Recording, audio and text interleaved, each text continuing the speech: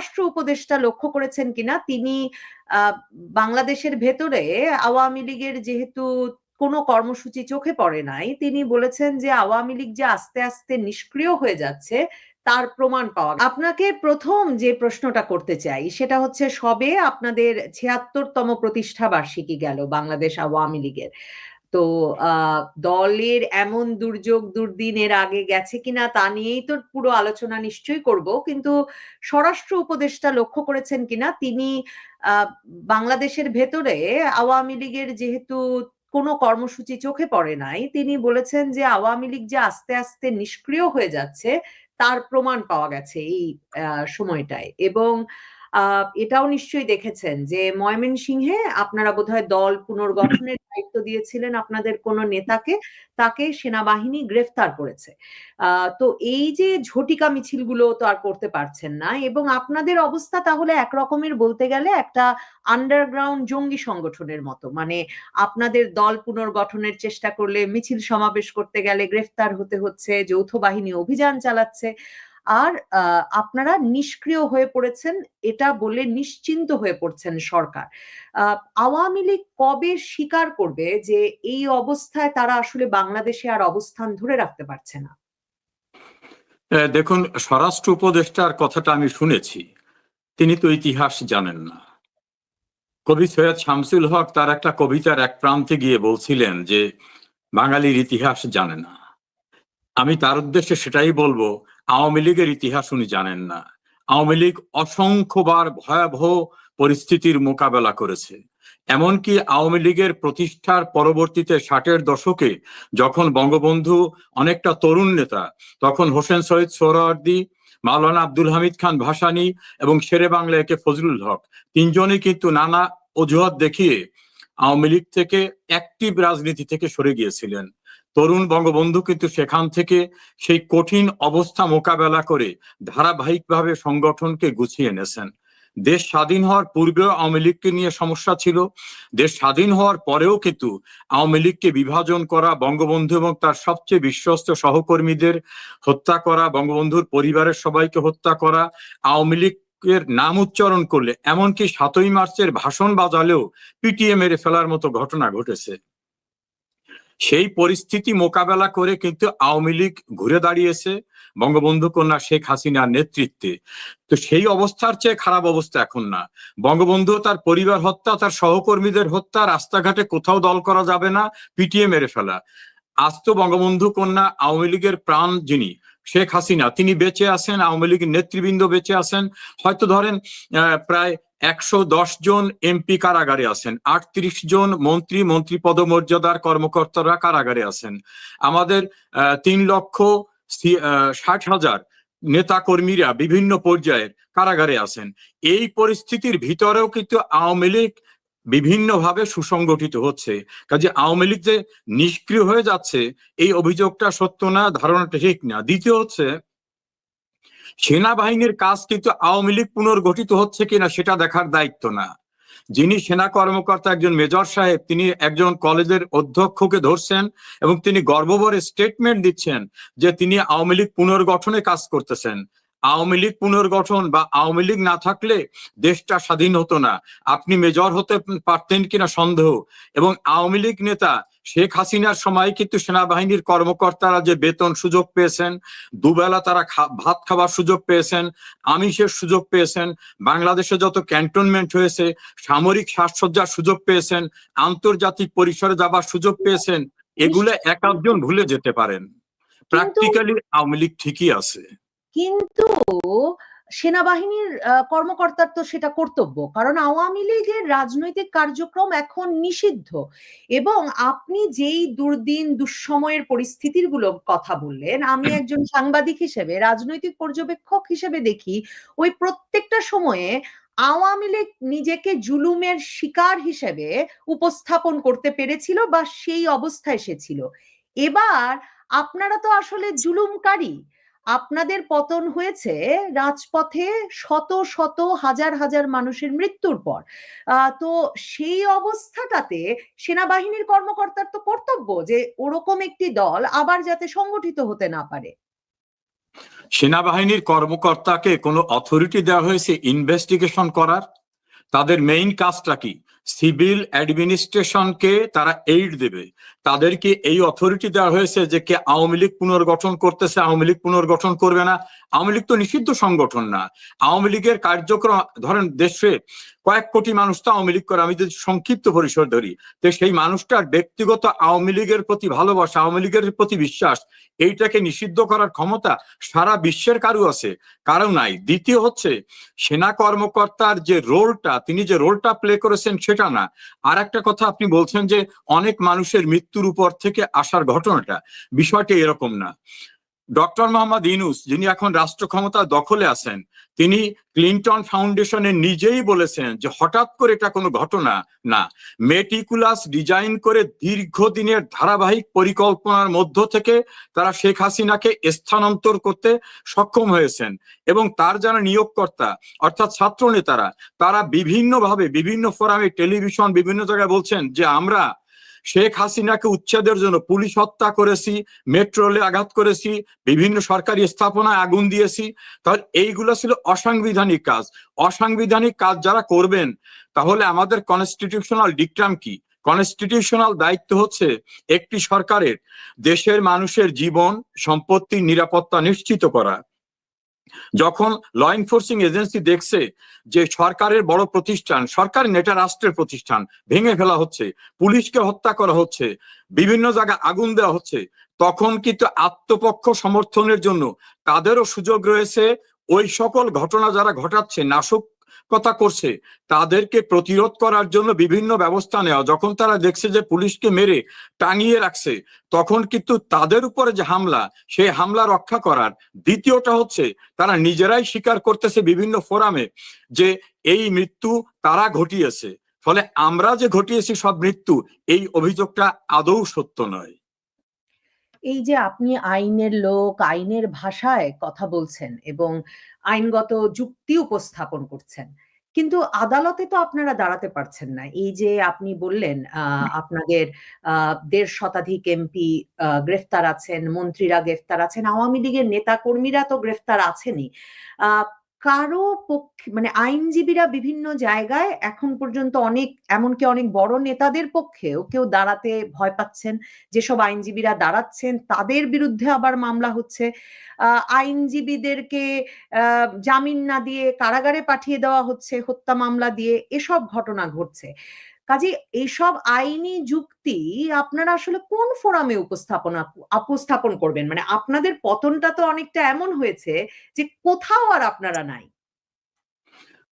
দেখুন, আমি একটু মনে করিয়ে দিই, আওয়ামী লীগের প্রাণপুরুষ বঙ্গবন্ধু শেখ মুজিবুর রহমানকে মৃত্যুদণ্ড দেওয়া হয়েছিল, মৃত্যুদণ্ড কার্যকর করার সিদ্ধান্ত হয়েছিল। তাকে ডিফেন্ড করার কোনো আইনজীবী বা কোনো ব্যবস্থাও রাখা হয়নি। বঙ্গবন্ধুকে কিন্তু মৃত্যুদণ্ড দেওয়ার দুঃসাহস দেখাতে পারে নাই। 1/11-এর সময় আমার সৌভাগ্য, আমি সেদিন মাননীয় প্রধানমন্ত্রীর অন্যতম লয়ার ছিলাম। সেদিন কিন্তু যে কোনো মূল্যে তাকে রাজনীতির থেকে বিতাড়িত করা, তাকে সাজা দেওয়া, তাকে দুর্নীতিবাজ সাজাবার চেষ্টা করা হয়েছিল। তারা কিন্তু সফল হয়নি।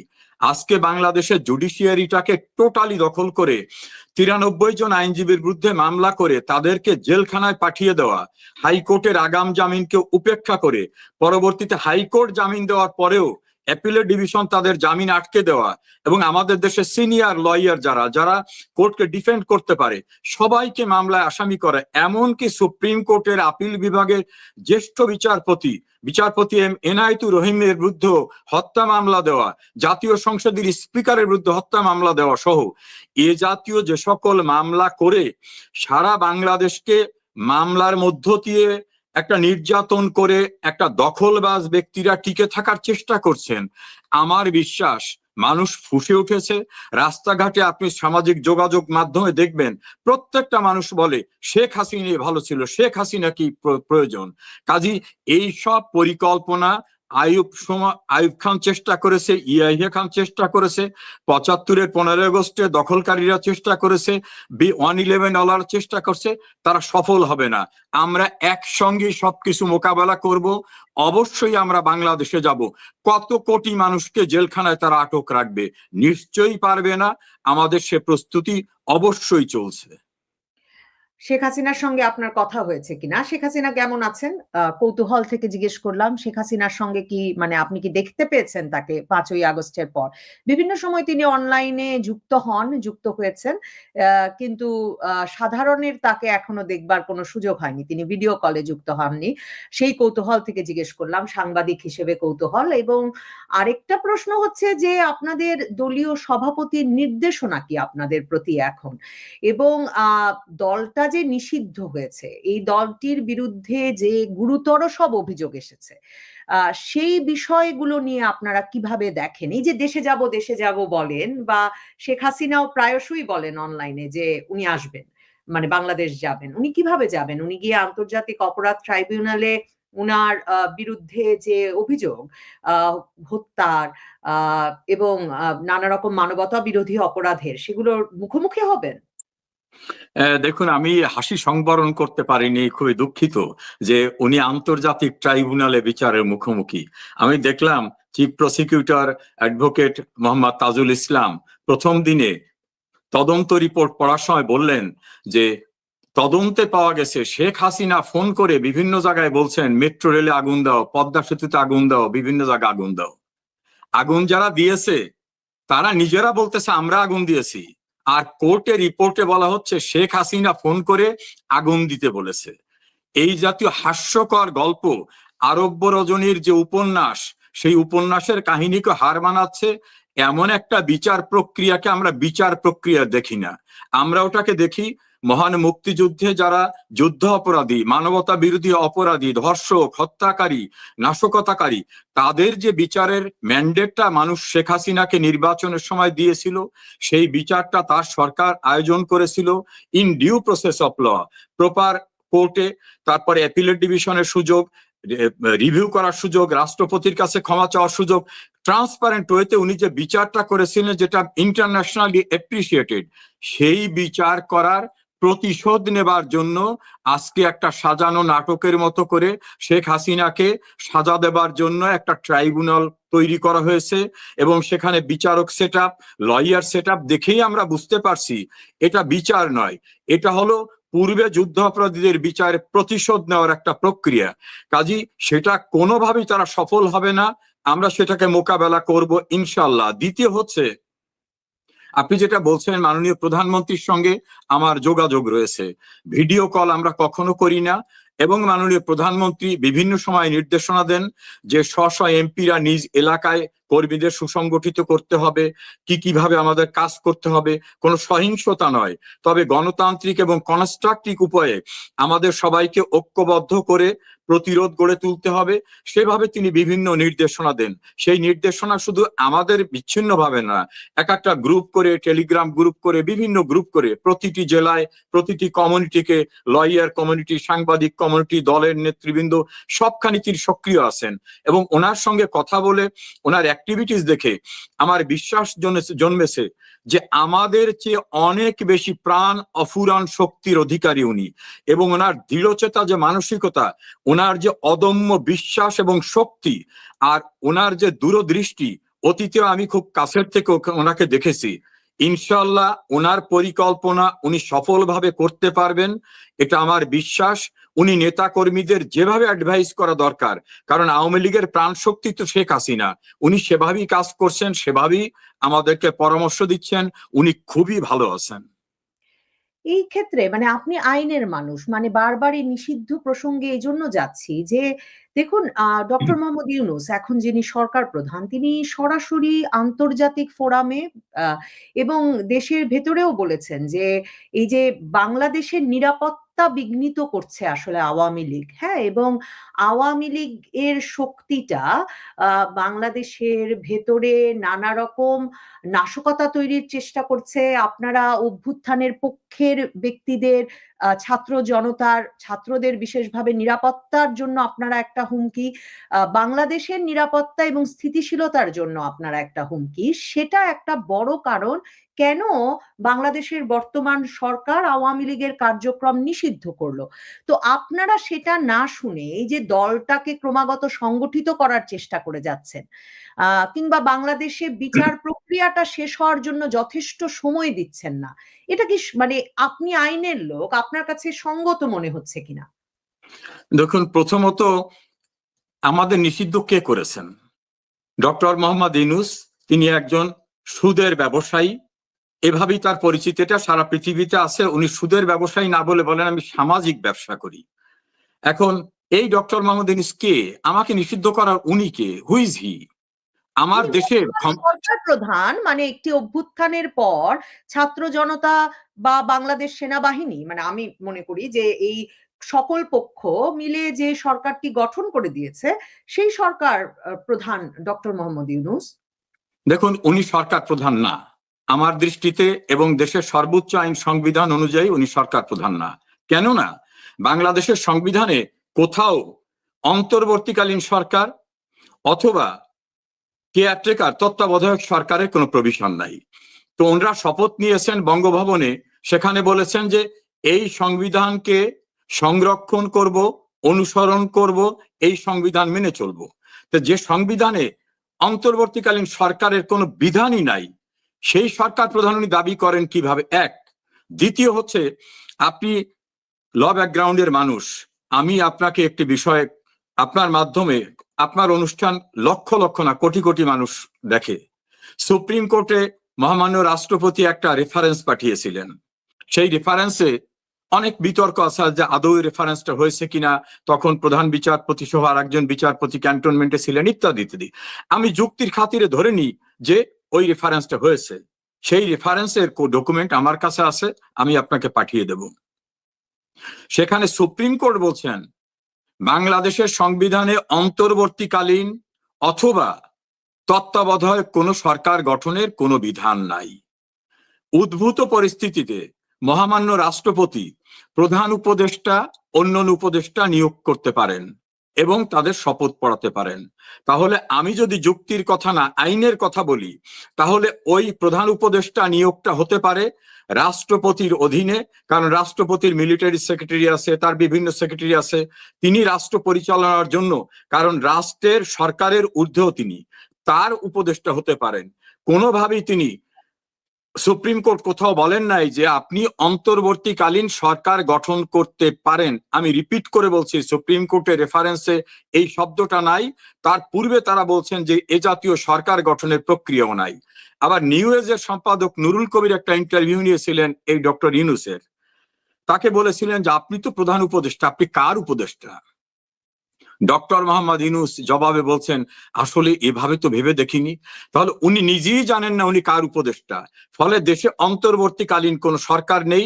ওনাকে যদি আমি ট্রিট করি যে সুপ্রিম কোর্টের রেফারেন্সের আলোকে উনি আছেন, তাহলে উনি মন্ত্রী পদমর্যাদায় রাষ্ট্রপতির উপদেষ্টা হতে পারেন। উনি কোনোভাবে এক্সিকিউটিভ অথরিটি না। আর কনস্টিটিউশনে যেটা নাই, সেই ব্যক্তি এসে যদি বলে আওয়ামী লীগকে নিষিদ্ধ ঘোষণা করলাম, তাহলে তো সেটা নিষিদ্ধ হয় না। অতীতে তো সেনাবাহিনীর কর্মকর্তারা মিলে বঙ্গবন্ধু হত্যার পরে যাদেরকে বসিয়েছিল, আমার দেশের সুপ্রিম কোর্ট কিন্তু রায় দিয়ে বলছেন যে তারা অবৈধ ছিল, তারা ক্ষমতা দখল নয়, তারা চর দখলের মতো রাষ্ট্রদ্রোহিতার কাজ করেছিল। কাজে সেই আইন এবং সেই জাজমেন্ট, সেই কনস্টিটিউশন কিন্তু এখনো বহাল আছে। সেই লাইটে যদি বলি, তাহলে ডক্টর মোহাম্মদ ইউনূসের কোন লেজিটিমেট রাইটই নাই ক্লেম করার যে আমি সরকার প্রধান। এবং আমি একজন নাগরিক হিসাবে মনে করি, আমি একজন আইনজীবী হিসাবে মনে করি, ডক্টর মোহাম্মদ ইউনূস কোনোভাবেই কোনো বৈধ সরকার না। তিনি বৈধ না হলে তিনি একটি বৈধ রাজনৈতিক সংগঠনকে নিষিদ্ধ করার কোনো এখতিয়ার রাখেন না। যদি তিনি কোনো কাগজে কিছু করেন, সেটা অবৈধ। এই অবৈধকে আমরা মানতে পারি না। কিন্তু এই যে আপনি তত্ত্বাবধায়ক সরকার বলে কিছু নাই, আমাদের সংবিধানে অন্তর্বর্তীকালীন সরকার বলে কিছু নাই, এটা বলে আমাকে যেটা মনে করালেন, মানে আওয়ামী লীগ সরকার আদালতকে ব্যবহার করে তার সুবিধা অনুযায়ী এই রায়টি এনেছিল, এই অভিযোগ তো আছে যে যেই তত্ত্বাবধায়ক সরকারের জন্য আপনারা দীর্ঘকাল আন্দোলন করলেন, 1996 সালের 15ই ফেব্রুয়ারির নির্বাচন বাতিলের আন্দোলন, বিএনপি সরকারকে ক্ষমতাচ্যুত করলেন, সেই রায় আপনারা বাতিল করলেন। তারপর দেখেন এই যে 2014, 18, 24 যে ধরনের নির্বাচন আপনারা অনুষ্ঠান করলেন, তার ফলশ্রুতিতে, এই একতরফা নির্বাচনের ফলশ্রুতিতে আপনাদের পতন ঘটলো। সেটা তো একটা খুব জনপ্রিয় ন্যারেটিভ এবং এর নানা রকম যুক্তি কিন্তু দেওয়া সম্ভব। এবং দেখুন, এখন শুধু তো হত্যা মামলা না, এই 2014, 18, 24-এ একতরফা নির্বাচনের জন্য এখন প্রধানমন্ত্রী তখনকার শেখ হাসিনা সহ 3 প্রধান নির্বাচন কমিশনার সহ 24 জনের বিরুদ্ধে মামলা হয়েছে। তার মানে আওয়ামী লীগের বিরুদ্ধে তার করা নানা রকম রাজনৈতিক সংস্কৃতি নষ্টের যে কাজ, বা বলতে পারি রাজনৈতিক অপরাধ, তারও তো তদন্ত শুরু হয়েছে। দেখুন, প্রথমত যে তত্ত্বাবধায়ক সরকার যে আনকনস্টিটিউশনাল, এইটাকে ক্লেম করে সুপ্রিম কোর্টে কিন্তু আওয়ামী লীগ কোনো মামলা করেনি। সুপ্রিম কোর্টে মামলা করেছিল সুপ্রিম কোর্টের কয়েকজন বিশিষ্ট আইনজীবী। তারা বলেছিল যে সংবিধানে যে বিধান নাই, সেরকম বিধান এখানে অ্যাড করার সুযোগ নাই। তারা কোর্টে বলেছিল যে সংবিধানের আর্টিকেল 7-2 অনুচ্ছেদে বলা হয়েছে যে এই সংবিধানের মূল স্ট্রাকচার, ফান্ডামেন্টাল স্ট্রাকচারের পরিপন্থী কোন আইন হতে পারে না। যদি কোন আইন করা হয় তাহলে সে আইন বাতিল হবে। ওই বিধান থাকা অবস্থায় তত্ত্বাবধায়ক সরকার ব্যবস্থাটাকে নিয়ে বিতর্ক আসলো কোর্টে, কিন্তু ওই ব্যবস্থাটার বিরুদ্ধে বিভিন্নভাবে বিভিন্ন পক্ষ আর্গুমেন্ট করলো। কেন বিতর্ক হলো? তত্ত্বাবধায়ক সরকারকেই যখন বিতর্কিত করার জন্য প্রথম বিচারপতি কে এম হাসানের বয়স বাড়িয়ে তাকেই তত্ত্বাবধায়ক সরকারের প্রধান করা হবে, এই দূরভিসন্ধিমূলক পরিকল্পনাটা তৎকালীন বিএনপি সরকার নিয়েছিল। প্রস্তাবটা দিয়েছিলেন বিচারপতি মাহমুদুল আমিন চৌধুরী। তিনি রিটায়ার্ড করার পরে এটাকে কার্যকর করা হলো যাতে তিনি এটাকে ব্যবহার করতে না পারেন, এবং মাহমুদুল আমিন চৌধুরী তার ফেয়ারওয়েলে এই কথাগুলি কিন্তু বলে গেছেন। তাহলে তত্ত্বাবধায়ক সরকারকে বিতর্কিত করার জন্য যখন একটা বিভিন্ন রকম ইম্পোজিশন হলো সেটা, এবং পরবর্তীতে তত্ত্বাবধায়ক সরকারের দায়িত্বে যারা আসলেন সে সময়, যেমন প্রফেসর ইয়াজউদ্দিন আহমেদ নিজেকেই নিজে বললেন যে আমি রাষ্ট্রপতি, আমি তত্ত্বাবধায়ক সরকারের প্রধান। হাইকোর্টে একটা রিট করলেন doctor Kamal Hossain, barrister Amirul Islam, professor Badruddoza Chowdhury, সবাই মিলে। তখন হাইকোর্টকে তারা ব্যবহার করে বললেন, বিচারপতি আওলাদ আলী রুল দিতে চাইলেন, অ্যাটর্নি জেনারেল বললেন যে বিকালে রুলটা দেন। বিকেলে এসে বললেন বিচারপতি সৈয়দ জিয়ার মুদাসির, প্রধান বিচারপতি, তিনি এই চিরকুটে লিখে দিয়েছেন এই কোর্টে মামলা শুনানি হবে না। তখন কিন্তু অন-11 পরিস্থিতির সৃষ্টি হয়। এই প্রেক্ষাপটটা বললাম এ কারণে যে তত্ত্বাবধায়ক সরকার ব্যবস্থাটা কিন্তু অ্যাবিউজ করা হয়েছিল। দ্বিতীয়, আপনি বলছেন যে আমাদের সময়ে 3টে নির্বাচনের কথা বলেছেন, যে এই 3টা নির্বাচন নিয়ে বিভিন্ন অভিযোগে চিফ ইলেকশন কমিশনার এবং অন্যদের বিরুদ্ধে মামলা হচ্ছে। আমি তো আপনাকে একটু পিছনে নিয়ে যেতে চাই। যদি নির্বাচনের কোনো ত্রুটি নিয়ে মামলা হয়, তাহলে যে নির্বাচনে 120% ভোট কাস্ট হয়েছিল হ্যাঁ না ভোট জিয়াউর রহমানের, সেই নির্বাচনটাও কি আলোচনায় আসার অবকাশ রাখে না? যে নির্বাচনে বিচারপতি আব্দুর রউফ মাগুরা নির্বাচন কেলেঙ্কারির পরে ঢাকা এসে অসহায়ের মতো অবস্থায় পড়েছিলেন, যে নির্বাচনে রমনায় মোসাদ্দেক আলী ফালুকে নির্বাচিত করার ঘটনা নিয়ে দুঃখজনক ঘটনা ঘটেছিল, যে নির্বাচনে 2 দিন পরে নির্বাচনের রেজাল্ট পাবলিকেশনস এর রাতে গণমাধ্যম কর্মীদের বের করে দিয়ে 2 দিন পরে জেনারেল এরশাদ ঘোষণা দিয়েছিলেন টেলিভিশনের মাধ্যমে যে এরা এখন নির্বাচিত হলো।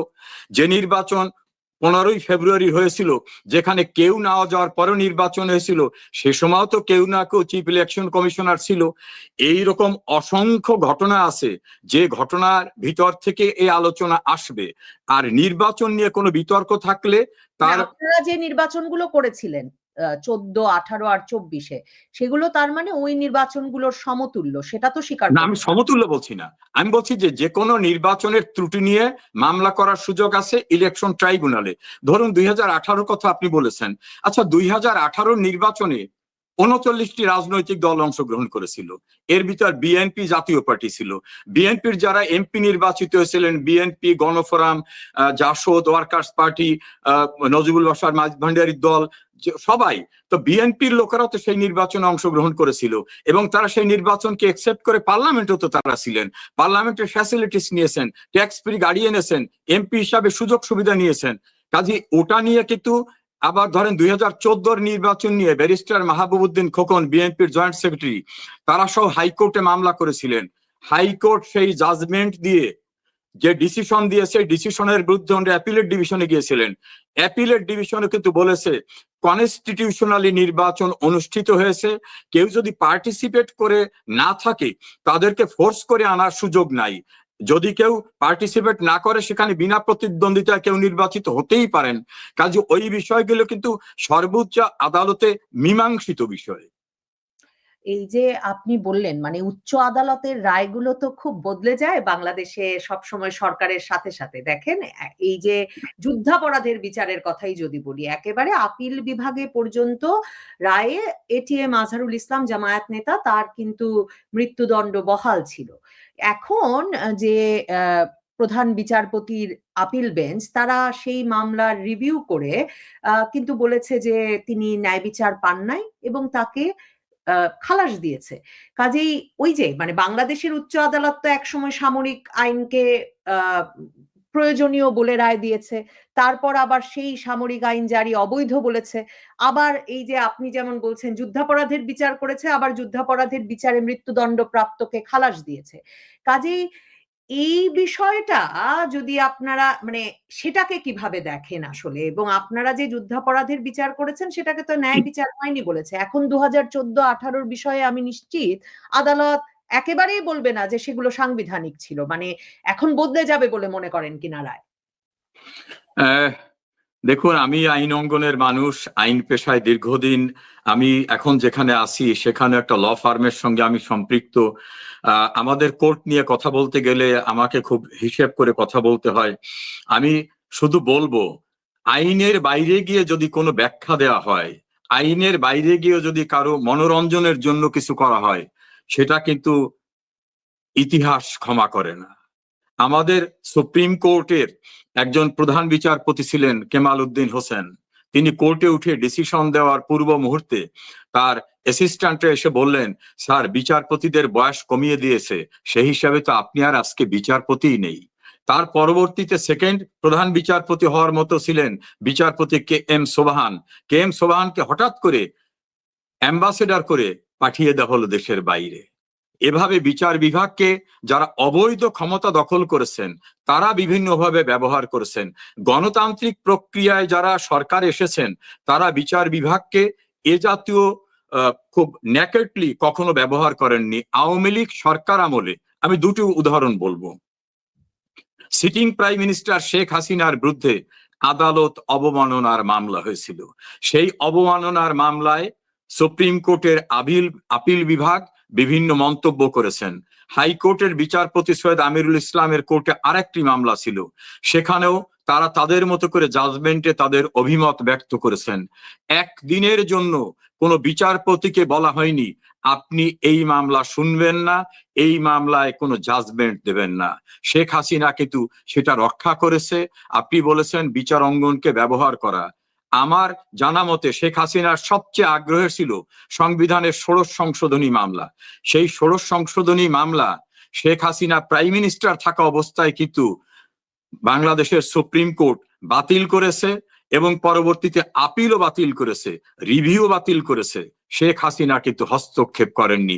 অসংখ্য মামলায় শেখ হাসিনা গভর্নমেন্টের বিরুদ্ধে জাজমেন্ট হয়েছে, কোথাও কিন্তু হস্তক্ষেপ করে পক্ষে জাজমেন্ট আনতে হবে এ জাতীয় কোনো প্রবণতা আমি অন্তত দেখিনি। মানে আপনি মনোরঞ্জন বলছেন, আমি মনোরঞ্জনের সাথে ভয় যুক্ত করি। এই যে মনোরঞ্জনের জন্যে বা ভয় দেখিয়ে রায় আনা, আদালতের পরিবেশ নষ্ট করা, সেটা আপনি দেখেননি বলছেন, কিন্তু আমার মনে পড়ছে অসংখ্য টকশো সে সময় আমরা করেছি বিচারপতি এস কে সিনহাকে পদচ্যুত করতে। তখন আওয়ামী লীগ পন্থী আইনজীবীরা, আওয়ামী লীগের নেতা কর্মীরা পর্যন্ত, যাদের আইনের সঙ্গে হয়তো কোনো সম্পর্ক নাই, তারা আদালত প্রাঙ্গণে ঢুকে যা করেছেন, মানে সেটাকেও তো মব বলতে হবে, মানে সেটাকে মব না বলার কি কোনো উপায় থাকে কিনা? এখন জনপ্রিয় শব্দ মব, সেটা আমার একটা প্রশ্ন। আর এটা করে আপনারা যে কৌশল শিখিয়েছেন সে কৌশল ব্যবহার করেই এবার প্রধান বিচারপতি কে এম উবায়দুল হাসান থেকে শুরু করে, মানে উনি তো ওনার পদত্যাগ পত্রেতে লিখেছেন এই প্রধান বিচারপতি যে ভাঙচুর ঠেকাতে, ওনারা যে জাজেস কোয়ার্টারে থাকেন সেখানে বিচারাঙ্গনে ভাঙচুর ঠেকাতে, মব ঠেকাতে উনি পদত্যাগ করছেন। মানে এই অবস্থাটাতে আসলে আওয়ামী লীগের কৌশলই শতগুণে আওয়ামী লীগের ওপর এবার প্রয়োগ হলো কিনা? দেখুন, প্রথমে আসি তৎকালীন প্রধান বিচারপতি এস কে সিনহা। বিচারপতি এস কে সিনহাকে প্রধান বিচারপতি করার ব্যাপারে কিন্তু বিভিন্নভাবে বিভিন্ন জায়গার অনেকে রিজার্ভেশন ছিল, কিন্তু দিলেন সরকার প্রধান বিচারপতি তার উনি নিয়োগ দেন না, হয়তো তার একটা মতামত থাকে। তিনি কিন্তু বিশ্বাস করেন যে একজন কম্পিটেন্ট লোক, তিনি যে ধর্মের যে বর্ণের, তিনি নারী হন পুরুষ হন হিন্দু হোক মুসলমান হোক, তার কম্পিটেন্সে থাকলে অবশ্যই তাকে সেটা মূল্যায়ন করা উচিত। তিনি তার মহানুভবতা নিয়ে তাকে প্রধান বিচারপতি হিসাবে নিয়োগের ব্যাপারে তার অভিমতের জায়গাটা রেখেছিলেন বলে আমার জানা। প্রধান বিচারপতি এস কে সিনহা তিনি কয়েকটি বিষয়ে খুবই ঘোরতর আপত্তিকর অবস্থানে চলে গেছিলেন। যেমন একটি মামলার জাজমেন্ট দিতে গিয়ে তিনি বলছেন ফাদার্স অফ নেশন, জাতির পিতা অসংখ্য লোক হয় না, এবং তিনি তার জাজমেন্টের ভিতরে এটা করার পরে সেটা নিয়ে বড় ধরনের একটি বিষয় আসলো। জাজমেন্টের ভিতরে অপ্রয়োজনীয় অনেকগুলো বিষয় যেটা জাজমেন্টের রিলেভেন্ট ছিল না, সেই ইররিলেভেন্ট বিষয়গুলো নিয়ে আসলেন। তার সহকর্মীরা অনেকে বললেন যে উনি আমাদের কাছ থেকে স্বাক্ষর নেওয়ার পরে ওনার জাজমেন্টের পার্টটাকে উনি চেঞ্জ করেছেন এবং তার বিরুদ্ধে করাপশনের এলিগেশন আসলো। দ্বিতীয় আসলো, উনি কোর্টে বসে বললেন যে আমরা তো পাকিস্তানের সুপ্রিম কোর্টের মতো ব্যবস্থা নেইনি এখনো, অর্থাৎ পাকিস্তানের সুপ্রিম কোর্ট একজন সিটিং প্রেসিডেন্ট বা প্রাইম মিনিস্টারের বিরুদ্ধে তাকে ডিসকোয়ালিফাইড করার যে ডিসিশন দিয়েছিল, উনি এই হুমকিও কিন্তু দিলেন। অথচ শপথ নেওয়ার সময় কিন্তু কথা ছিল রাগ বিরাগ অনুরাগের বশবর্তী না হইয়া আইন এবং আইনানুগ প্রক্রিয়ায় উনি দায়িত্ব পালন করবেন। উনি তো ওখানে বসে আইন ভঙ্গ করলেন। তৃতীয় হচ্ছে, ওনার সহকর্মীরা যারা একই বেঞ্চে বসা ছিলেন তারা সবাই মিলে সিদ্ধান্ত দিয়ে বললেন ওনার বিরুদ্ধে নানা রকম অভিযোগ, সেই অভিযোগের ভিতর দুর্নীতির অভিযোগ, অনৈতিকতার অভিযোগ, আমরা ওনার সঙ্গে একই এজলাসে বসবো না। ফলে তখনকার পরিস্থিতিটা আর মাননীয় প্রধান বিচারপতি ওবায়দুল হাসানের সময়ের পরিস্থিতিটা কিন্তু ডিফারেন্ট। তখন কিন্তু ওনার বিরুদ্ধে স্পেসিফিক এলিগেশন ওনার সহকর্মীরা এনেছিলেন। উনি যে রিজাইন দিলেন সেটা শুধু আইনজীবীদের মানববন্ধনের দাবির কারণে না, ওনার সহকর্মীরা ওনার সঙ্গে কাজ করবেন না। অন্য যেসব ঘটনা ঘটেছে আপনি বলেছেন, সব ঘটনার সঙ্গে আমিও একমত নই, যেগুলো সুন্দর ছিল না তার সঙ্গে আমি একমত নই। কিন্তু এবারের প্রধান বিচারপতি এবং তার সহকর্মীরা তো কোনো অপরাধ করেন নেই, তা সত্ত্বেও তাদের বলা হয়েছে মারবেন, তাদের পরিবারকে মারবেন, বাড়িতে আগুন দেবেন, সুপ্রিম কোর্ট পুড়িয়ে দেবেন। তখন তারা বাধ্য হয়ে বলছেন যে শারীরিক ভাবে আঘাত, পরিবারকে রক্ষা, জাজেস কমপ্লেক্স রক্ষা, সমস্ত court of record supreme court সেটাকে রক্ষার জন্য আমরা বাধ্য হয়ে রিজাইন করলাম। তখনকার দাবিটা ছিল কাদের আর এখনকার দাবিটা কাদের, এই দুটা বিষয়কে যদি কম্পারেটিভ স্টাডি করেন তাহলে দেখবেন সেইটার সঙ্গে এটাকে তুলনা করাটা ঠিক হবে না। মানে এস কে সিনহার সহকর্মীরা যেমন তার সঙ্গে আর বেঞ্চে বসতে রাজি হলেন না, আওয়ামী লীগ সরকারের পতনের পর তো দেখা যাচ্ছে সংবাদ মাধ্যমে দোষর চিহ্নিত হচ্ছে, আইন বিভাগে মানে আইন বিভাগ তো না মানে আদালত প্রাঙ্গণে দোষর চিহ্নিত হচ্ছে, শিল্পী, অভিনয় শিল্পী, নায়িকা, গায়িকা, নায়ক, গায়ক সবার মধ্যে দোষর চিহ্নিত করে তাদের ক্ষেত্রেও তাদের সহকর্মীরা বলছেন এদের সঙ্গে আর কাজ করা যায় না এবং হত্যা মামলা হচ্ছে। অন্যদিকে দেখেন আইন প্রাঙ্গণে আইনজীবীদের সহ আসামিদের গায়ে যারা হাত তুলছেন, যারা ডিম ছুঁড়ে মারছেন, যারা নানা রকম মানে অনেক সময় আসামিদের কথা বলতে দিচ্ছেন না, আইনজীবীদের কারো পক্ষে দাঁড়াতে দিচ্ছেন না, এরা সকলেই আবার আইনজীবী, মানে সহকর্মীরাই কিন্তু বলছেন এদেরকে আর আদালত প্রাঙ্গণে স্পেস দেওয়া যায় না। তো মবটা তো আসলে এই যে চিহ্নিত করে সব প্রাঙ্গণে সহকর্মীরাই করছেন এবং আওয়ামী লীগের লোকজনের সঙ্গে বা আওয়ামী লীগের দোসর যাদের গায়ে ট্যাগ লেগে যাচ্ছে তাদের সঙ্গে আর কেউ পাশে বসতে চাইছেন না। দেখুন, এটা একটি নির্দিষ্ট রাজনৈতিক দৃষ্টিকোণে যারা বিশ্বাস করেন এই ঘটনাটা তারা ঘটাচ্ছেন।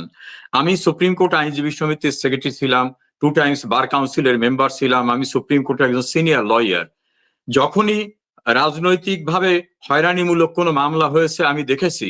আমি তো আমাদের সুপ্রিম কোর্টে আইনজীবীদের নেতা ব্যারিস্টার মাহবুবউদ্দিন খোকন, আইনজীবীদের নেতা সুপ্রিম কোর্ট আইনজীবী সমিতির সাবেক সভাপতি জয়নুল আবেদিন, তাদের মামলায়ও কিন্তু আমি লয়ার হিসেবে তাদের পক্ষে দাঁড়িয়ে বলেছি তাদের আগাম জামিন দেওয়া উচিত।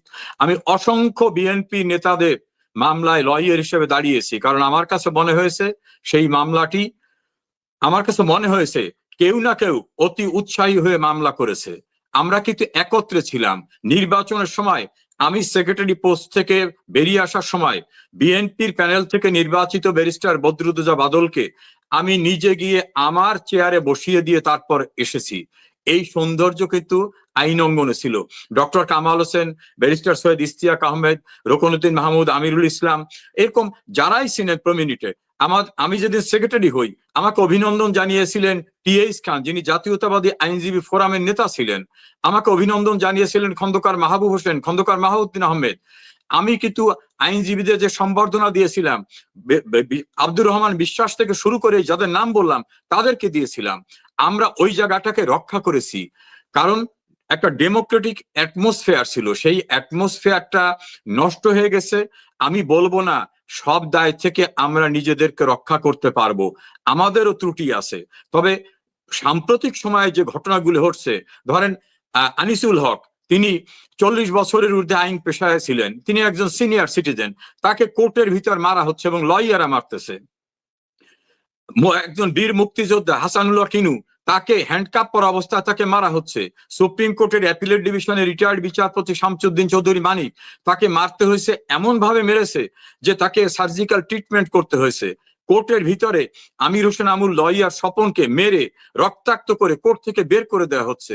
সুপ্রিম কোর্টের সিনিয়র সব লয়ারদেরকে ফিজিক্যালি অ্যাসল্ট করা হচ্ছে।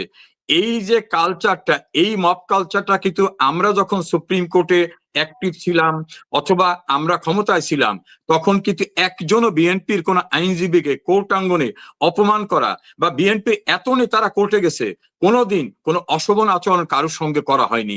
সাম্প্রতিক সময়ে যেটা হচ্ছে এটা খুবই খুবই দুঃখজনক। আপনাদের যে কোথাও সংগঠন নাই সেটা একটা প্রমাণ কিনা? কারণ আপনি আমার চেয়ে এটা অনেক ভালো জানবেন। কিন্তু চরমতম দুর্দিন দুঃসময়েও আওয়ামী লীগের মানে এরশাদ আমলে বলেন, বিএনপি আমলে বলেন, আ ১-১১ র সময় বলেন, সবসময় বার কাউন্সিলে আ আওয়ামী লীগ পন্থী আইনজীবীদের একটা শক্ত অবস্থান ছিল এবং বার কাউন্সিলের যে মানে রাজনীতি, সেখানে শ্রদ্ধা, সম্মান সহ আওয়ামী লীগের রাজনীতি এবং সংগঠনটা শক্তি নিয়ে, সামর্থ্য নিয়ে, একটা সাহস নিয়ে দাঁড়াতে পারত। তো ৫ই আগস্টে সরকারও পড়লো আর আইনজীবীদের সংগঠনও এমন হুড়মুড় করে ভেঙে পড়লো যে এখন কোর্টে কারো জন্য দাঁড়ানোর একটা মানুষ পাওয়া যাচ্ছে না।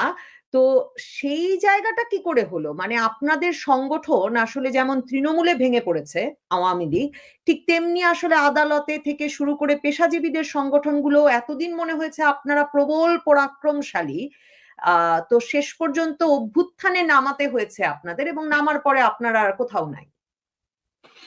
আমি প্রথম আসবো, আমাদের লয়ার্স কমিউনিটির একটা অর্গানাইজেশন ছিল সম্মিলিত, সেটা হলো সম্মিলিত আইনজীবী সমন্বয় পরিষদ।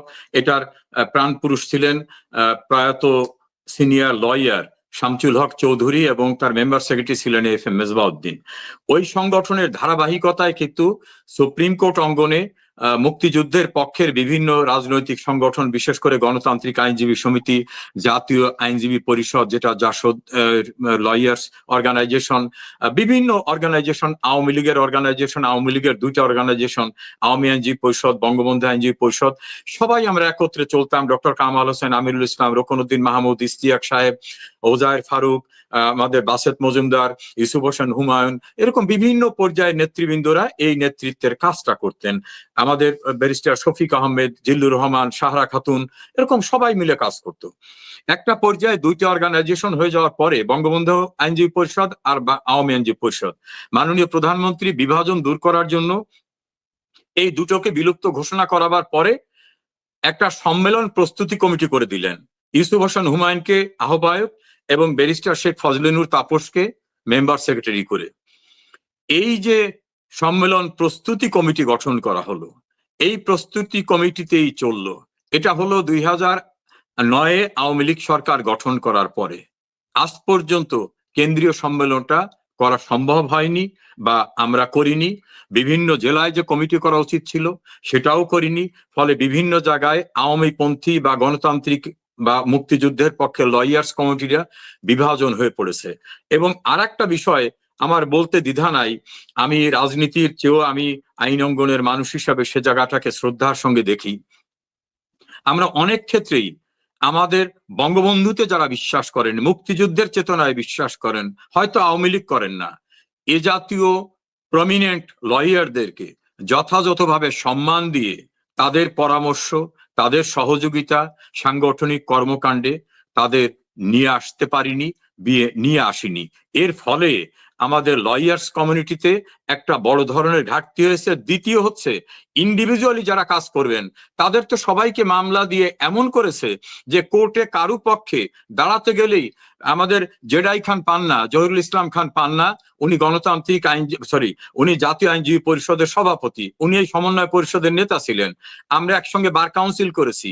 আমি যখন বার কাউন্সিলে ছিলাম তখন বার কাউন্সিলের সেই কমিটিতে বিএনপি নেতা এজে মোহাম্মদ আলী, সাবেক attorney general, barrister Mahbubuddin Khokon, Joynal Abedin, এরাও ছিলেন। আমরা একত্রে কাজ করেছি, কোথাও কোনো সমস্যা হয়নি।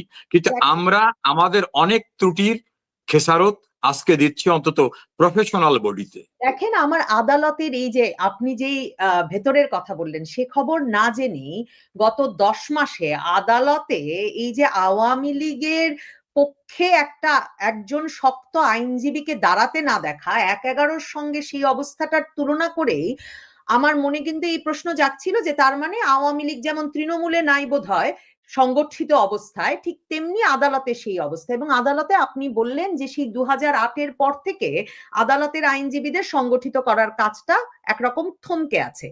দেখেন, 17 বছর আপনাদের প্রবল প্রতাপের মুখেও জামায়াতপন্থী আইনজীবীরা বা জামায়াত নেতা যেসব যাদেরকে আমরা চিনি, তারা যখন আদালতে কাজ করেছেন তারা কিন্তু সংগঠিত থাকতে পেরেছেন। তো আপনারা সেটা পারেন নাই। এবং তৃণমূলে এখন যখন আপনারা আবার প্রকাশ্যে আসতে শুরু করেছেন, ওবায়দুল কাদের সাধারণ সম্পাদক হিসেবে বেরিয়ে এলেন বা আপনি কথা বলা শুরু করেছেন, তখন আপনাদের নিজ নিজ এলাকায় দলের মধ্যে নানা রকম কোন দলের কথা, বিভেদের কথা, একে এর পছন্দ না, ওকে ওর পছন্দ নাই, ইনি হঠাৎ মন্ত্রী হয়েছেন, উনি এই কারণে এসেছেন, এ ধরনের অভিযোগ কিন্তু উঠে আসছে। এই দলকে কি আসলে সংগঠিত আর ঐক্যবদ্ধ করা সম্ভব 17 বছর পর, তাও এই দুর্দিনে? দেখুন, আওয়ামী লীগ একটা multi class political organisation, Awami League classical organisation না। ফলে কমিউনিস্ট পার্টি অথবা জামাত ইসলামী যে প্রক্রিয়ায় তাদের রাজনীতি সুসংগঠিত করেন, আওয়ামী লীগ কিন্তু সেভাবে না। আওয়ামী লীগ একটা কমন আইডিওলজির ভিতর থেকে খেটে খাওয়া মানুষের জন্য অন্ন, বস্ত্র, বাসস্থান, চিকিৎসা, শিক্ষার নিশ্চয়তা দেওয়া, মুক্তিযুদ্ধের চেতনায় বিশ্বাস করে গণতন্ত্র, সমাজতন্ত্র, ধর্মনিরপেক্ষতা, জাতীয়তাবাদকে উদ্বুদ্ধ করে বাংলাদেশকে একটা রোল মডেলের উন্নয়নের রাষ্ট্রে পরিণত করা, যেখানে ধর্ম, বর্ণ, জাতি, গোষ্ঠী কোনো বিভেদ থাকবে না। এই প্রক্রিয়ার কাজটা করে আওয়ামী লীগ দীর্ঘদিনের 76 বছরে কাজ করে এসেছে এবং বাঙালি জাতির ইতিহাসে যা কিছু গৌরবময় অর্জন আওয়ামী লীগের নেতৃত্বে এসেছে। এখন যে প্রসঙ্গটা আপনি বলছেন, হ্যাঁ, আমাদের ভিতরে অনেক জায়গায় অনেক বিরোধ আছে। আমি এটাকে বিরোধ হিসাবে দেখি না, আমি এটাকে দেখি প্রতিযোগিতা, প্রতিদ্বন্দ্বিতা। আওয়ামী লীগের অনেক জায়গায় অনেকে নানাভাবে প্রতিষ্ঠা পেয়েছেন। ধরুন, আমার নিজের কথাটা আমাকে আপনি প্রসঙ্গ আনছেন বিদায় বলতে হয়। সম্পর্কে শুনেছি যে আপনি 1-11-তে যেহেতু শেখ হাসিনার মামলা লড়েছেন, আপনি আইন বার কাউন্সিলের মানে নেতা ছিলেন, আপনি সভানেত্রীর ঘনিষ্ঠ ছিলেন, আপনি গিয়ে সেখানে এমপি হয়েছেন, মন্ত্রী হয়েছেন। দেখুন, তাহলে আমাকে বলতে হয় সম্পর্ক কতটুকু? আমার পারিবারিক ভাবে আমার বাবা আওয়ামী লীগ রাজনীতি করতেন, দায়িত্বে ছিলেন। আমার আপন বড় ভাই উপজেলা ছাত্রলীগের প্রতিষ্ঠাতা সভাপতি ছিলেন। আমার পরিবার, আত্মীয় স্বজন সবাই রাজনীতি করেন। আমি ছাত্র রাজনীতিতে মাটিভাঙ্গা নামক কলেজ ছাত্র সংগঠনের সঙ্গে ছিলাম, অর্থাৎ ছাত্রলীগের সঙ্গে ছিলাম, উপজেলা ছাত্রলীগের সঙ্গে ছিলাম। আমি জিয়াউর রহমানের মার্শাল্লাহ সময় খুলনা শহর ছাত্রলীগের দায়িত্ব ছিলাম। খুলনার দৌলতপুর কলেজের ছাত্রলীগের প্যানেল থেকে নির্বাচিত ভিপি ছিলাম। খুলনার সরকারি কৃষি কলেজ ছাত্র সংসদে নির্বাচিত জিএস ছিলাম। আমি আওয়ামী লীগের সেন্ট্রাল কমিটির মেম্বার ছিলাম।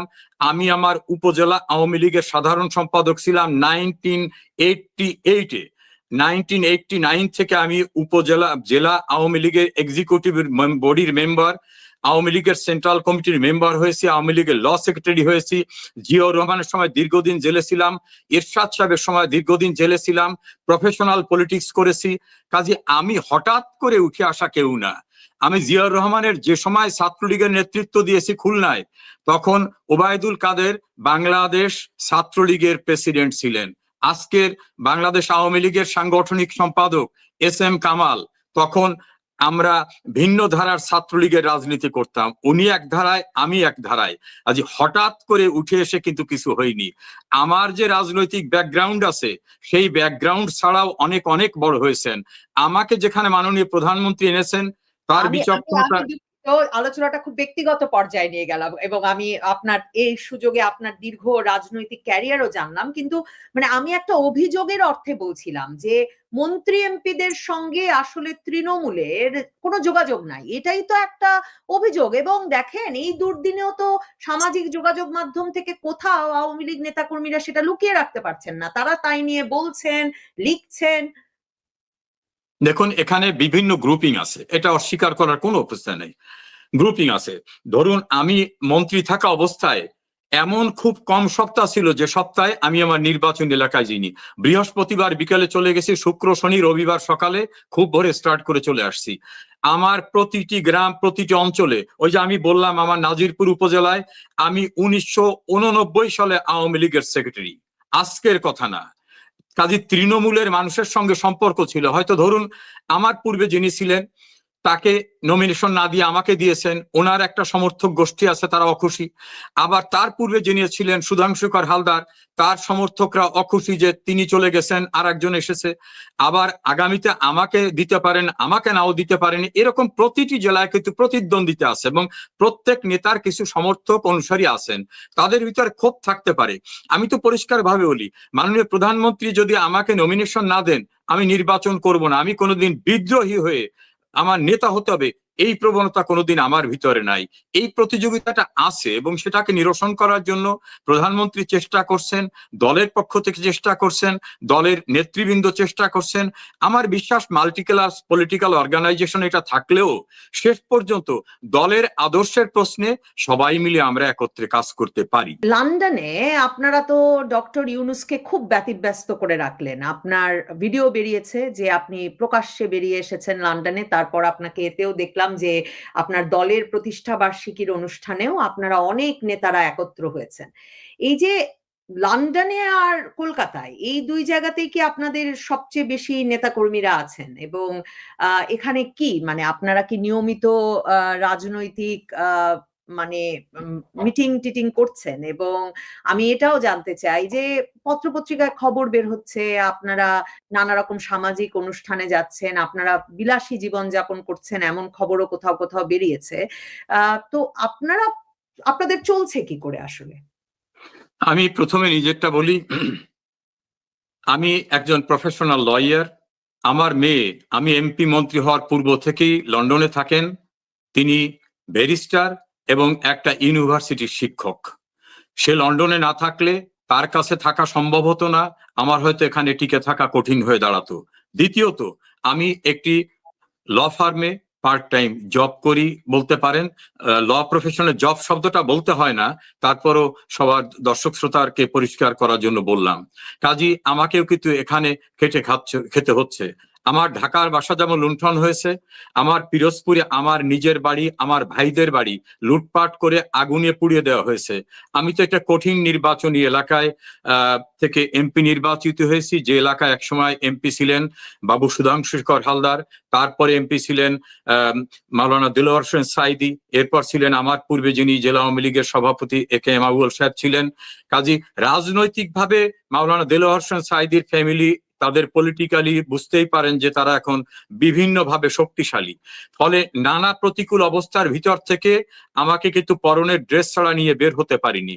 আর অন্যান্য যাদের কথা বলেছেন, আমি সবার কথা বলবো না, তবে কারু কারু অবস্থা জানি খুবই নাজেহাল অবস্থায়। এমনও জানি বাংলাদেশের একজন সচিব, তিনি টেস্কো নামক একটা গ্রোসারি শপে চাকরি করতেছেন, খুবই দুঃখজনক। আর একজনাকে জানি যে এখানে ওই শরণার্থীদের যে ক্যাম্পে থাকতে দেওয়া হয়, যেখানে গণহারে মানুষ থাকে, সেই ক্যাম্পে তার স্ত্রীকে নিয়ে আসেন। তিনি বাংলাদেশের একজন মেধাবী সচিব। একজন রাজনৈতিক নেতাকে আমি জানি তিনি অন্যের বাসায় লিভিং রুমে আছেন। আর আমি যদি আমার মেয়ে এখানে না থাকতো এবং বাংলাদেশে কিছু লয়ার সাপোর্ট না পেতাম, এখানে থাকতে পারতাম না। এটা হলো এই পার্টটা। দ্বিতীয়, আপনি বলছেন যে ভারত এবং ইংল্যান্ডেই কি সব অ্যাক্টিভিটিস? না, পৃথিবীর সব দেশে আপনি দেখুন, কানাডায়, অস্ট্রেলিয়ায়, অস্ট্রিয়ায়, আমেরিকায়, সর্বত্র আওয়ামী লীগের নেতাকর্মীরাই শুধু না, প্রবাসী বাঙালিরা অ্যাক্টিভলি তারা রোল প্লে করছে। আর আমরা যে এখানেই রাজনীতি করছি তা না। আমি গতকাল 2টা টেলিগ্রাম গ্রুপে যুক্ত হয়েছি। একটায় ছিল 3077 জন লোক, আর একটায় ছিল 2000 লোক। তা বাংলাদেশে তো আমি 2000 লোকের নিয়ে জনসভা করতে পারবো না, আমার করতে দেবে না। কাজে আমি এই যে তথ্য প্রযুক্তির সুযোগটা শেখ হাসিনা করে দিয়েছেন, সেই সুযোগে আমি আমার সারা দেশের নেতাকর্মী, আমার নির্বাচনী এলাকার নেতাকর্মী, তাদের সঙ্গে আমরা অ্যাক্টিভলি কাজ করতেছি। কাজে আমরা রাজনৈতিক কার্যক্রমের সঙ্গেই কিন্তু সম্পৃক্ত আছি। আর একটা কথা, আপনি বলছেন যে আমাদের নেতারা কি সবচেয়ে বেশি এই 2টা দেশে? না, আমাদের নেতারা, আমাদের কর্মীরা সবচেয়ে বেশি বাংলাদেশে। না হলে 3,60,000 মানুষকে গ্রেপ্তার করা হয়েছে। এর 99% আওয়ামী লীগের লোক। 110 জন আছেন এমপি, 38 জন মন্ত্রী, জেলা পর্যায় থেকে শুরু করে নেতৃবৃন্দ। তাহলে অধিকাংশ লোক বাইরে, অনেকে টকশোতে বলে আওয়ামী লীগের নেতা কর্মীরা সব পালিয়ে গেছে। আরে ভাই, পালিয়ে যদি যায় তাহলে 110 জন এমপি কিভাবে জেলা কারাগারে আছে, সেন্ট্রাল কারাগারে সহ বিভিন্ন কারাগারে? 38 জন মন্ত্রী কিভাবে কারাগারে? তাহলে 3,60,000 জন লোক কিভাবে কারাগারে? গত পরশুদিনে তো আমাদের একজন প্রতিমন্ত্রীকে গ্রেপ্তার করা হয়েছে, তুহিন নামক একজন লেডি এমপি কে গ্রেপ্তার করা হয়েছে। আওয়ামী লীগের নেতা কর্মীরা 80% ঊর্ধ্বে, 90% পর্যায়ে বাংলাদেশের ভিতর আছেন। তারা আত্মরক্ষা করার ভিতর থেকেও কাজ করছেন। কাজী আমরা ভারতে বা ইংল্যান্ডে বা অন্য জায়গায় বেশি না, আমাদের সবাই প্রায় দেশে। আমরা যারা বাইরে আছি তারা হয়তো দৃশ্যমান হয়ে কাজ করছি বিধায় আপনাদের বা অনেকের চোখে পড়ছে। মূল স্রোত, মূল নেতৃবৃন্দ, মূল কর্মীরা এখনো বাংলাদেশে। আওয়ামী লীগের সবচেয়ে খারাপ নির্বাচন হয়েছিল 91 সালে। সেই 91 সালে যত কোটি মানুষ আমাদের ভোট দিয়েছিল, অত কোটি মানুষের 2% কি দেশের বাইরে আসে নাই? ওরাই আওয়ামী লীগের প্রাণ শক্তি। ফলে দেশের ভিতরেই আওয়ামী লীগের নেতা কর্মীরা আছেন। দেশের ভেতরে যে নেতা কর্মীরা আছেন, এই যে আপনারা, তার মানে অনেক, মানে আপনি কয়েক হাজার লোকের সঙ্গে সংযুক্ত আছেন এই মুহূর্তেই। কেমন আছেন তারা? বিশেষ করে আপনি যখন আপনার নির্বাচনী এলাকাটার কথা মনে করালেন, সেটা তো জামায়াতে ইসলামীর এই প্রবল প্রতাপশালী, মানে ব্যাপক জনপ্রিয় নেতা মাওলানা দেলোয়ার হোসেন সাঈদীরও এলাকা। সেখানে আওয়ামী লীগের নেতাকর্মীরা কেমন আছেন সেটা একটা, আমি যদি ঠিক বলি যে সংখ্যালঘু অধ্যুষিত এলাকাও। তো সেই এলাকায় নেতাকর্মীরা কেমন আছেন? আপনার কাছে কি খবর আসে? আর আপনারা কি করতে পারেন আসলে মানে এই দূরত্ব থেকে? দেখুন, আমার এলাকাটা তো বটেই, সারা বাংলাদেশের চিত্র আসে, কারণ আমি কখনো চট্টগ্রামের বিভিন্ন অনলাইনে বিভিন্ন জায়গায় যুক্ত হই। ভালো নেই কেউ। ধরুন একটা উদাহরণ হিসেবে বলি, আমি আমার নির্বাচন এলাকায় 3টি উপজেলা। এই 3টি উপজেলায় আমি উপজেলা পরিষদের মিটিং এ অ্যাটেন্ড করার জন্য এলাকায় গিয়েছিলাম। তখন আন্দোলন চলে। সেই সময় ঢাকায় কয়েকজন ছাত্র মারা গেছে। আমি 3 দিন আমার নির্বাচনী এলাকায় ছিলাম। এই 3 দিনে ঢাকায় যে সকল ঘটনায় যারা মারা গেছে, সেই হত্যা মামলায় আমি আসামি। আমি ঢাকায় আদৌ ছিলাম না। আর আমার এলাকার এমন ব্যক্তিরা আছে যারা আওয়ামী লীগ করতো, কেউ ইতালিতে, কেউ ফ্রান্সে, কেউ আমেরিকায় রয়েছেন, কিন্তু এলাকায় নাই, বিভিন্ন কারণে তারা দেশের বাইরে, এবং তারা দেশের বাইরে বহু আগের থেকে, তারা মামলায় আসামি। এমনকি মৃত ব্যক্তিরাও মামলায় আসামি। আবার এমন আছে আমার এলাকায়, মোমেন মোর্শেদ শুভ্র নামক যুবলীগ ছাত্রলীগের একটি ছেলে, একেবারে পৌর ছাত্রলীগের সেক্রেটারি, অর্থাৎ ছোট্ট, 7টি মামলায় হাইকোর্ট থেকে জামিন দেওয়ার পর যখন বেরিয়ে আসতে গেছে, তখন এই জেলখানার গেটের বাইরে যেতে পারে নাই, ওখান থেকে ডিবি পুলিশ তুলে নিয়ে আবার তাকে আর একটি মামলায় দিয়েছে। আমার একটি উপজেলা আওয়ামী লীগের সভাপতি, আমার কনস্টিটিউয়েন্সির অ্যাডভোকেট মতিউর রহমান, তাকে হার্টের প্রবলেম হয়, তার হার্ট ইনস্টিটিউট নিয়ে তাকে সার্জিক্যাল ট্রিটমেন্ট দেওয়া হয়েছে। তিনি বারের নেতা, তাকে এত কিছু ঘটার পরও জামিন দেওয়া হয়নি। যা মামলা, এবং এমন সব গায়েবী মামলা হচ্ছে যে মামলা কল্পনাতীত, আদৌ সেখানে কোনো মামলা হয়নি। আমি দেখলাম যে আমি দেশের বাইরে ছিলাম একটা ঘটনায়, সেই সময় ওই যে মামলা দেখানো হয়েছে 2014 সালে, তখন আমি অ্যাক্টিভলি লোকাল পলিটিক্স ইনভলভ না, সে মামলায় আমি আসামি। কাজে এভাবে বাংলাদেশে মামলার যে ভয়ঙ্কর একটা নির্যাতন চলতেছে, এবং যাদের নাম মামলায় নেই তাদের ধরে নিয়ে টাকা দাও, টাকা না দিলে বলা হচ্ছে অজ্ঞাতনামা আসামি তুমি। এভাবেই সারা বাংলাদেশে নির্যাতন। রিক্সা চালক জয় বাংলা বলতো, তাকে এখন এলাকায় রিক্সা চালাতে পারছে না। জমিতে কাজ করা মানুষ সে এলাকায় থাকতে পারতো না, কারণ সে আওয়ামী লীগ করে। ও কোনদিন মেম্বার, এমপি, উপজেলা চেয়ারম্যান হতে চায় না, কিন্তু ওর প্রাণটা আওয়ামী লীগ, ওর আত্মাটা আওয়ামী লীগ। তাদেরকে আজকে ঢাকায় গিয়ে, আমার এলাকার একটা ছাত্র নেতাকে ঢাকায় গিয়ে এমন একটি জব করতে হচ্ছে, শুনে কষ্ট পাই। আমরা করছি, আমাদের ভিতর যারা দেশের ভিতরে একটি সচ্ছল, কাউকে 1000 টাকা, কাউকে 2000 টাকা দিতে বলছি, আমাদের সমর্থন অনুযায়ী সাহায্য করছি। অনেকে হয়তো পারতেছি না, বিভিন্ন ভাবে সহযোগিতা করছি। আমার মনে হয় স্বাধীন বাংলাদেশের ইতিহাসে না, পাকিস্তান আমলেও এত পলিটিক্যালি নির্যাতন এবং এত নির্দয় আচরণ, এত মব আচরণ আর কখনো কোথাও হয়নি। ফলে আমাদের নেতা কর্মীরা ভালো নেই। একজন কর্মীকে আমি জিজ্ঞাসা করছি, তাহলে রাজনীতি ছেড়ে দিয়ে যদি এই অবস্থা হয়, সে বলছে, ভাইজান আওয়ামী লীগ করবো, মরতে হইলে আঞ্চলিক ভাষায় মরতে হইলে মরবো, আওয়ামী লীগ ছাড়বো না। ওইখানেই শেখ হাসিনার একটা কথা আমার মনে পড়ে, যে আওয়ামী লীগের প্রাণ শক্তি হচ্ছে তৃণমূলের আওয়ামী লীগের কর্মীরা। এদের শক্তিকে কোনোভাবে কেউ কোনোদিন দাবিয়ে রাখতে পারবে না। এলাকার মানুষ ভালো নেই, দেশের সাধারণ মানুষ ভালো নাই। একজন সংস্কৃতি সেবী আসাদুজ্জামান নূর, সে মানুষকে খুন করতে গেছে। শাহরিয়ার ভাই একজন সাংবাদিক, সে মানুষকে খুন করতে গেছে। মমতাজ মানুষকে খুন করতে গেছে। শমী কায়সার মানুষকে খুন করতে গেছে। এই নির্মমতা, বর্বরতার ভিতর থেকে মুক্তিযুদ্ধের চেতনায় যারা বিশ্বাস করত, তাদের বিনাশ করতে চাচ্ছে। আসলে এটা বিনাশ হয় না এই কারণে, মুক্তিযুদ্ধের চেতনা হচ্ছে একটা দর্শন, এটা একটা বিশ্বাস, এটা একটা অনুভূতি। যারাই এই যে আপনি কয়েকজন লোকদের উদাহরণ বললেন, 600 সাংবাদিক আসামি, ফারজানা, রূপা, শাকিল, মোজাম্মেল বাবু, শ্যামল দত্ত সহ অসংখ্য সাংবাদিকরা জেলের ভিতর আছে। তাদের চাকরিচ্যুত করা হচ্ছে, এক্রিডিটেশন কার্ড কেড়ে নেওয়া হচ্ছে, অনেক পত্রিকা অফিসে নিয়ে বসিয়ে দেওয়া হচ্ছে। আমার বিরুদ্ধে একটা পত্রিকায় নিউজ হওয়ার পরে আমি নির্বাহী সম্পাদককে বললাম, যেটা তো সর্বভাবে মিথ্যা, এই নিউজটা কেন করলেন? সে আমাকে নাম প্রকাশ না করার শর্তে বলল, ভাই এটা স্লিপ দিয়ে যাওয়া হয়েছে, এটা ছাপাইতে হবে, এর বাইরে আমাদের আর কিছু করার ছিল না। এভাবে দেশের গণমাধ্যম চলছে। কাজে এই অবস্থাটা এমন পর্যায়ে চলে গেছে যে একটা বিস্ফোরণ উন্মুখ অবস্থা। আওয়ামী লীগ না, সাধারণ মানুষ এখন বিস্ফোরণে ফুটে ওঠার মতো অবস্থা বাংলাদেশে। কবে কবে আওয়ামী লীগ এই মানুষদের, মানে আপনারা যদি বলছেনই যে মানে মানুষ নির্যাতিত, সে কারণে আপনারা সংগঠিত হচ্ছেন, মানে আওয়ামী লীগ কবে সেই মানুষদের পাশে গিয়ে দাঁড়াতে পারবে, তার নেতা কর্মীদের পাশে গিয়ে দাঁড়াতে পারবে? মানে একটা মানে আওয়ামী লীগ বাংলাদেশের মাটিতে কবে ফিরতে পারবে? মানে আদৌ পারবে? একটা পরিশুদ্ধ রিফাইন্ড আওয়ামী লীগের কথা অনেক মাস ধরে হচ্ছিল, কিন্তু এখন সেই আপনাদেরকেই দেখছি। ওবায়দুল কাদের সাধারণ সম্পাদক এখনো আছেন, সেটা বলেছেন তিনি। অনেকেই বলছিলেন যে একদম নেতৃত্ব পর্যায়ে সবাইকে বদলে যাওয়া দরকার ছিল আওয়ামী লীগের।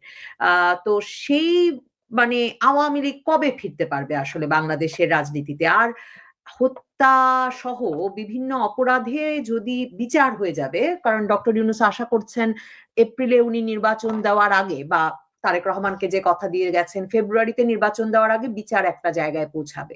তো আপনাদের নেতা সহ একটা বড় অংশের নেতারা যদি সর্বোচ্চ শাস্তির মুখোমুখি হন, কিভাবে ফেরা, মানে এর রাজনৈতিক প্রত্যাবর্তন সম্ভব কি করে?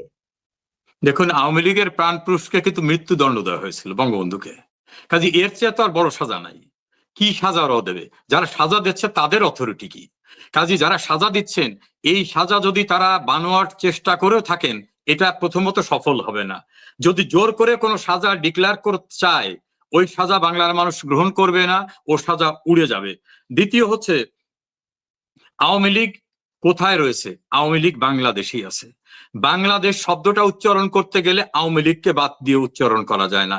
বাংলাদেশ, বঙ্গবন্ধু, আওয়ামী লীগ অবিচ্ছেদ্য সত্তা। বঙ্গবন্ধু যখন 6 দফা দিয়েছিল তখন কিন্তু একটা 21 দফার ক্যাম্পিংও ছিল। তারা কিন্তু বলছিল যে না, এই 6 দফার চেয়ে 21 দফা, কেউ বলছিল 11 দফা। বঙ্গবন্ধু বলছিলেন যে এটাই সঠিক। তখন পাকিস্তানিরা বলছিল শেখ মুজিবের 6 দফা 6 দফা না, এটাই হচ্ছে বিচ্ছিন্নতার একটা সিদ্ধান্ত। বঙ্গবন্ধুর দূরদৃষ্টি যখন প্রগাঢ় ভাবে, তখন তিনি আওয়ামী শব্দটা, মুসলিম শব্দটা বাদ দিলেন।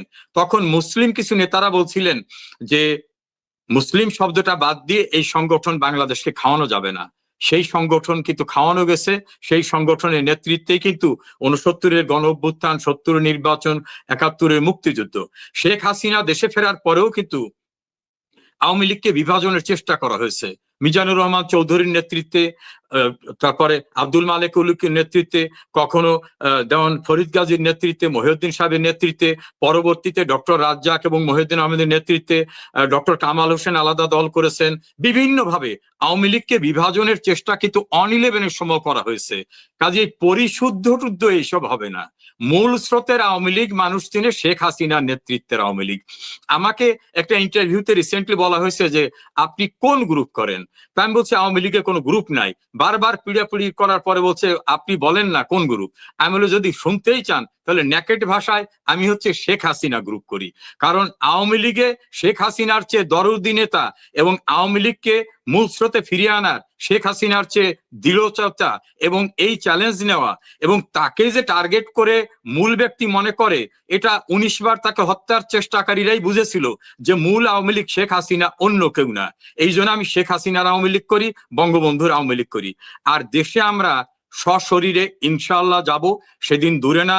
আমি দিন তারিখ ক্ষণ বলতে পারি না এই কারণে আমি আওয়ামী লীগের সেন্ট্রাল কমিটির কেউ নই।